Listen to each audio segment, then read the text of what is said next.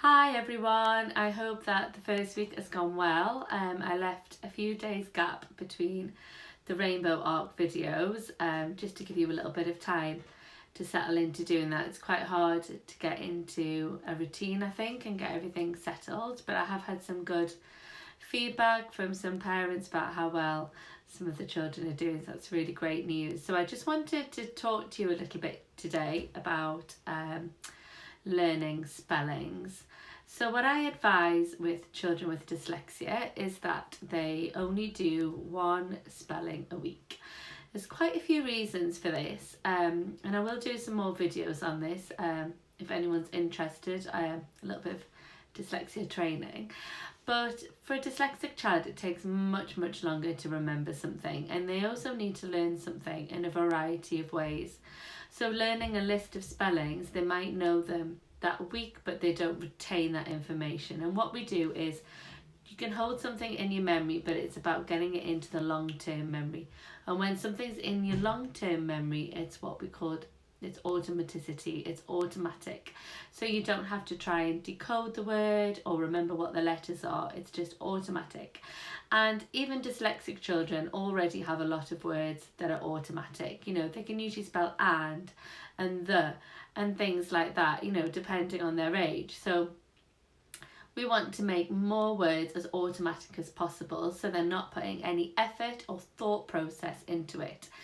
And this leads us on to something else, but basically the idea is that we're freeing off their working memory so that they can concentrate on other things. So if you build up spellings that they don't have to think about or try and decode, they can just write them straight away without thinking and putting any thought process into it. So it does sound, you know, a bit extreme to only do one word a week, but this is something that I've tested and trialed for about 5 to 7 years maybe, with a variety of children over periods of time. And I've also put things in place in schools, and we've seen really amazing progress. So even though you're only doing one word a week, the children seem to start, and I don't know why, because I haven't done any research on this, but the children seem to be able to apply the strategies to other words. So they might have only been taught in 8 weeks, they might have only been taught 8 words, but when you come to assess how many words they've actually learned to spell, it's sometimes a little bit more than that. They seem to start to automatically use the strategies that we're teaching them. So the thing that we're doing with the spelling is we're trying to activate their visual memory. And dyslexic children often have a really strong visual memory for pictures and shapes.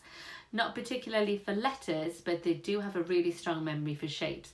So we want to make the words into a kind of picture that they're almost like taking a photo with their memory, so that they're remembering the picture and the shape of the word rather than the separate letters that make it up.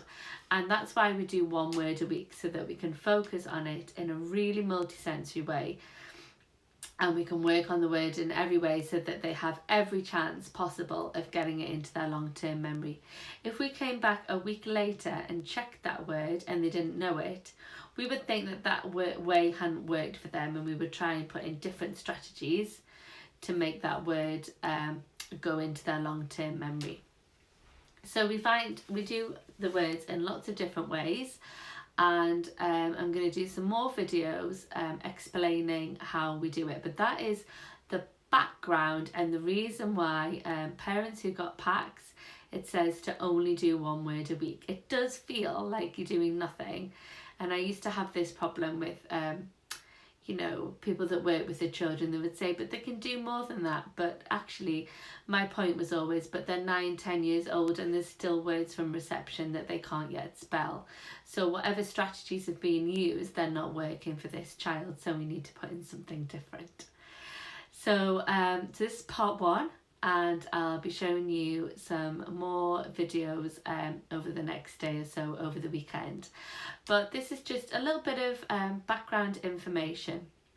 You'll all be dyslexia specialists by the time this coronavirus is over. Thanks.